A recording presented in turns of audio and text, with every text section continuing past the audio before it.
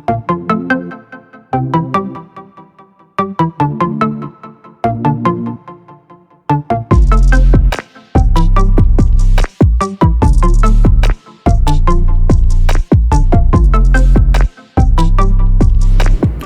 Friends, welcome back to the channel. और आज है 10 दिसंबर 2020 और अभी जैसा आप देख सकते हैं बिल्कुल रात हो रही है और टाइम हो रहा है कुछ 9 बज रहे हैं। मैं एक्चुअली, आपको पता ही है, जो मुझे फॉलो करते हैं, ग्रेटर नोएडा में मेरे एक क्लाइंट है, उनके साथ एक मीटिंग थी, कुछ पेपर वर्क थे, वो मैंने किया और अभी मैं जा रहा हूँ वापस घर की तरफ टूवर्ड्स नोएडा। तो मैंने गाड़ी साइड में लगा लिया है आप लोगों के साथ बात करने के लिए। तो फ्रेंड्स, आज आपको पता ही है हमारा एक सीरीज़ चल रहा है, बाइंग होम का एक मैंने सीरीज़ स्टार्ट किया है, जिसमें मैं अलग अलग सवालों के जवाब देता हूँ घर ख़रीदने के रिलेटेड। और थोड़ा सा, अगर कोई मेरा ये वीडियो पहली बार देख रहा है, थोड़ा सा अपना मैं आपको इंट्रोडक्शन दे देता हूँ। मेरा नाम शिशिर है और मैं पिछले 8 साल से रियल एस्टेट इंडस्ट्री में काम कर रहा हूँ। और मैं पिछले 2-3 महीनों से डेली वीडियोस अपलोड कर रहा हूँ दिल्ली एनसीआर के।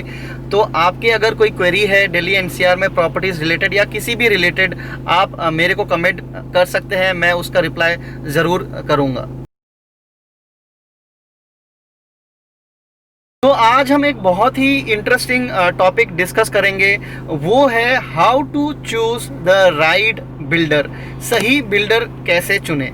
तो अगर आप घर प्लान कर रहे हैं और अगर आप कंफ्यूज्ड है कि मैं एक बिल्डर को कैसे ट्रस्ट करूं, कैसे जानूं कि ये बिल्डर सही है, मेरे को डिलीवरी देगा कि नहीं देगा, तो ये वीडियो आपके लिए है। आपको इस वीडियो को देखना चाहिए। ये वीडियो बहुत ही ज़्यादा इंफॉर्मेटिव रहेगा, तो इसको स्किप मत कीजिए, पूरा वीडियो देखिए। और ये वीडियो मैंने अपने एक्सपीरियंस से बनाया है। तो सबसे पहला पॉइंट कि आप कैसे एक बिल्डर का एक ट्रैक रिकॉर्ड जाने की वो आपको ये प्रॉपर्टी बनाकर दे सकता है कि नहीं, उसके लिए सबसे बड़ा और सबसे इम्पॉर्टेंट पॉइंट है बिल्डर का बैकग्राउंड। आपको ये पता करना है कि जो बिल्डर है जिसकी प्रॉपर्टी आप लेने का प्लान कर रहे हैं, उसका बैकग्राउंड क्या है। क्या वो 30 साल से प्रॉपर्टी बना रहा है या फिर ये प्रोजेक्ट जो है इसका पहला प्रोजेक्ट है। क्या वो पहले जो प्रोजेक्ट्स बना रहा था वो प्रोजेक्ट्स कैसे डिलीवर हुए हैं। हाँ जी, अगर आप किसी बिल्डर में 35, 40, 50, 60 लाख रुपए इन्वेस्ट करने का प्लान कर रहे हैं, तो ये आपकी जिम्मेदारी है कि आप इसका पूरी अच्छी तरह से रेकी कर ले कि ये बिल्डर जो है पहले इसने क्या डिलीवर किया हुआ है। तो मैं हमेशा से ये सजेस्ट करता हूँ मेरे क्लाइंट्स को कि आप मेरे साथ चलिए और देखिए कि इस बिल्डर की लास्ट डिलीवरी 10 साल, 12 साल या फिर 5 साल, 3 साल पहले कैसी थी।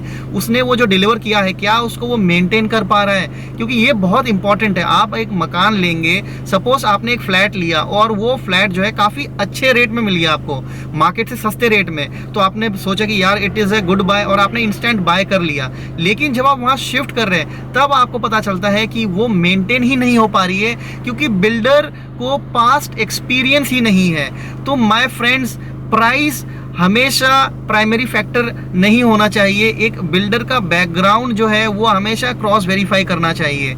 नोएडा में जैसे कुछ प्रोमिनेंट बिल्डर्स हैं, God is having a very good reputation and a very good background. Mahagun is having a very good background. ATS is having a very good background. तो ऐसे बिल्डर्स का बैकग्राउंड हमें चेक करना चाहिए। तो ये है नंबर 1 क्राइटेरिया टू जज अ बिल्डर, वो है बिल्डर बैकग्राउंड। और दूसरा इंपॉर्टेंट पॉइंट है करंट आउटगोइंग प्रोजेक्ट्स का स्टेटस क्या है।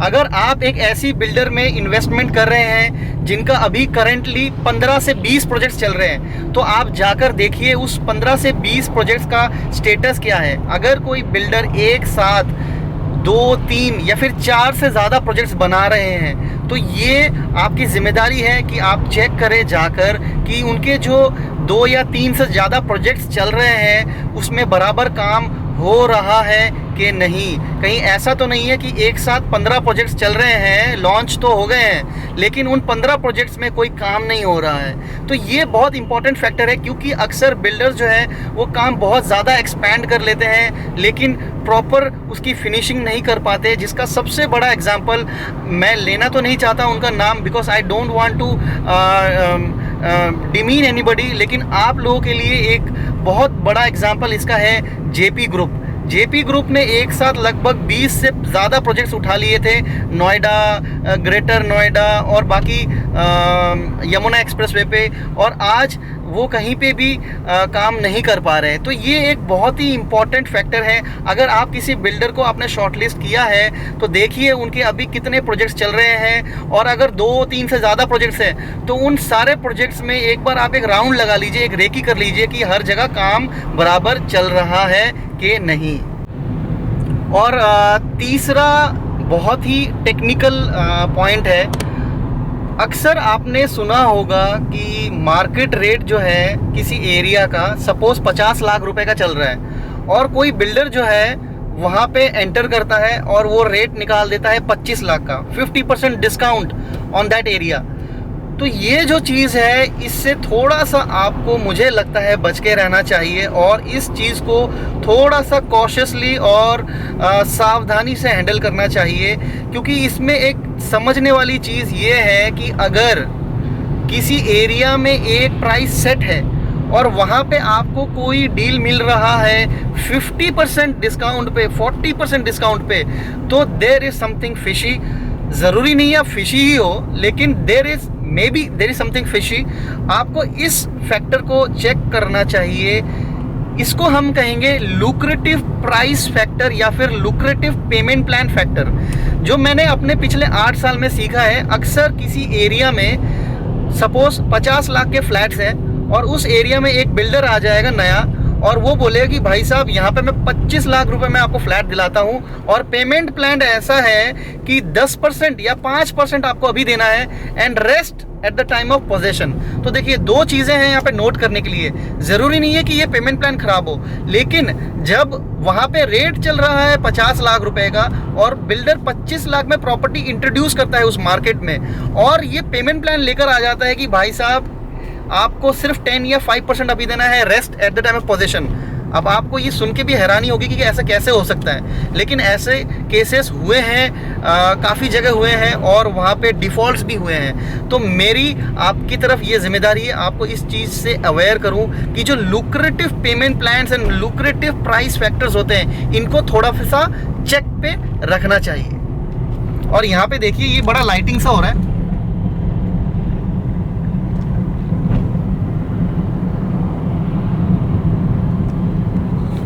अब मुझे ये समझ में नहीं आ रहा है, ये डिफेक्ट है या फिर ये यहाँ पे लाइट्स ही ऐसा हो रहा है, डिस्को वाले लाइट्स हो रहे हैं यहाँ पे, पता नहीं ये क्या है।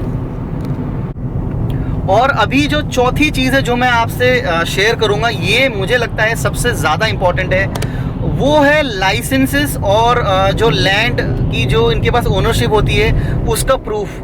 क्योंकि नोएडा में ही ऐसे काफ़ी सारे केसेस हुए हैं जिसमें जो लैंड की टाइटल है वो ही बिल्डर के पास नहीं थी।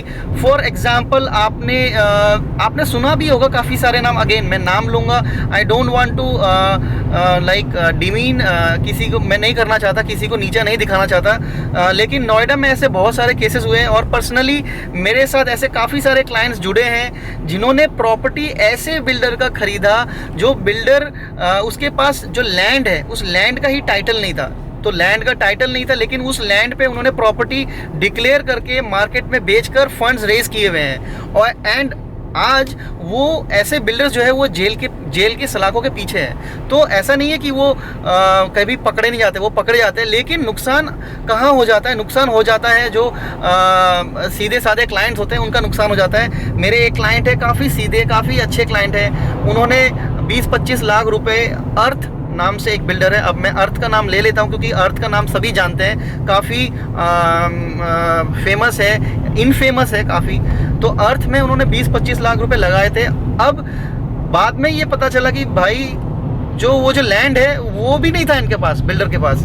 अभी अर्थ के ऊपर काफ़ी केस हैं और अभी मैं उनके जो मेरे जो क्लाइंट हैं उन्होंने जो इन्वेस्ट किया था उन पैसों को कहीं और शिफ्ट करवा रहा हूँ। इसके ऊपर भी एक वीडियो बनाएंगे कि आपने अगर किसी ऐसे प्रॉपर्टी में पैसा इन्वेस्ट किया हुआ है जो प्रॉपर्टी डेड है, उसको कैसे दोबारा कहीं और री इन्वेस्ट कर सकते हैं और उस पैसे को कैसे हम दोबारा निकाल सकते हैं, एक्सट्रैक्ट कर सकते हैं। तो ये बहुत ही इंपॉर्टेंट है to check the land title and the licences of that builder. आजकल रेरा आ गया है, तो रेरा में रजिस्ट्रेशन करना बहुत इंपॉर्टेंट हो गया है।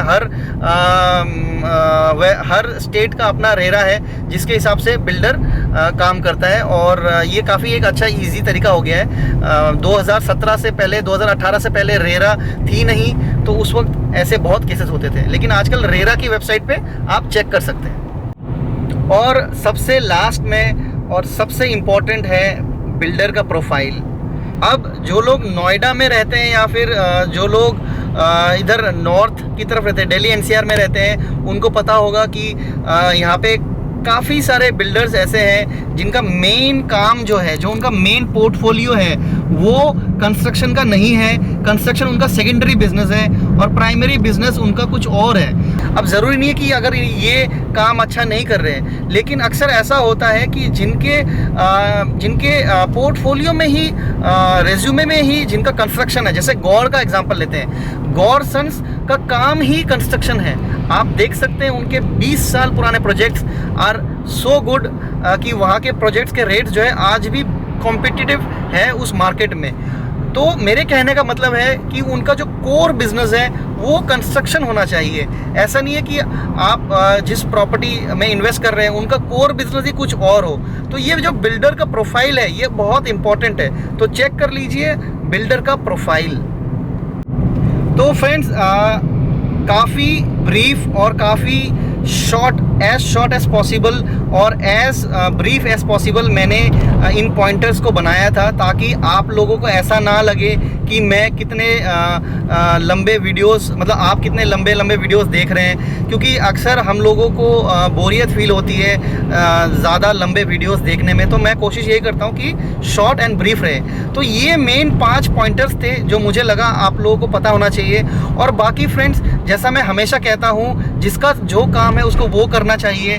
अगर आप प्रॉपर्टी में इन्वेस्ट करने का प्लान है, आपका अपने लिए घर लेने का प्लान है, तो always consult real estate consultant. जैसे हमें मेडिकल कोई इशू होता है तो हम डॉक्टर के पास जाते हैं, हमारे को लॉ के रिगार्डिंग कोई रिक्वायरमेंट होती है तो हम लॉयर के पास जाते हैं। तो इसी तरह से real estate is also a full fledged काम। आप अगर मेरे वीडियोस देखते हैं तो आपको पता होगा मैं सुबह 9 से लेकर ऑलमोस्ट रात के 9 बजे तक बिजी रहता हूँ। इसके पीछे रीज़न है कि प्रॉपर्टीज़ में काफ़ी इन्वॉल्वमेंट चाहिए होता है, काफ़ी टाइम चाहिए होता है प्रॉपरली डील को कंक्लूड करने में, तो जो पॉसिबल नहीं होगा आपके लिए अगर आप एक बिजी शेड्यूल में हैं। तो इसलिए एक रियल स्टेट कंसल्टेंट को हायर कर लेना चाहिए मेरे हिसाब से, जो आपके सारे के सारे प्रॉपर्टी रिलेटेड इश्यूज सॉल्व कर दे।